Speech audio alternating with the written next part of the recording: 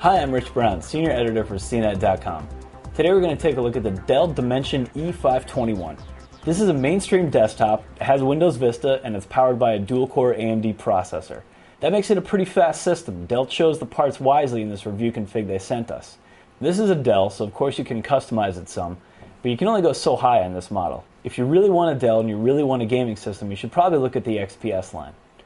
Still, for basic computing and kind of light multimedia stuff, you do pretty well with this system. On the front panel, you'll see a DVD burner and a DVD CDRW combo drive, as well as a media card reader. That pretty much covers you for removable storage. Inside, you'll see that there's some room for expansion, and generally it's a pretty good system. Underneath this big plastic piece, you'll find an AMD Athlon 64 X2 5000 processor. That's a nice fast chip and gives you good bang for the buck. That's important with this system too because it's a mainstream desktop.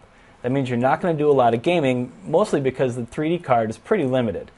It'll do Vista even with the Aeroglass effects. It plays movies no problem.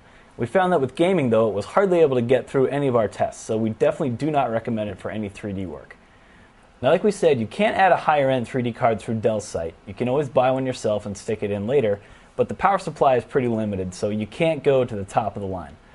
Now at the top of the system you'll see there's 2 gigs of memory in place. There's also room for 2 more sticks, so you do have plenty of room for memory expansion. Down here there's a single hard drive as well as room for another. Dell typically offers this system with what it calls data safe, which is really just RAID 1 memory backup. Dell said it found problems with RAID in Vista though, so it's holding off on data safe for this model until it gets the problems sorted out. So for a mainstream desktop, Dell's come up with a pretty good configuration here. We like the nice fast chip.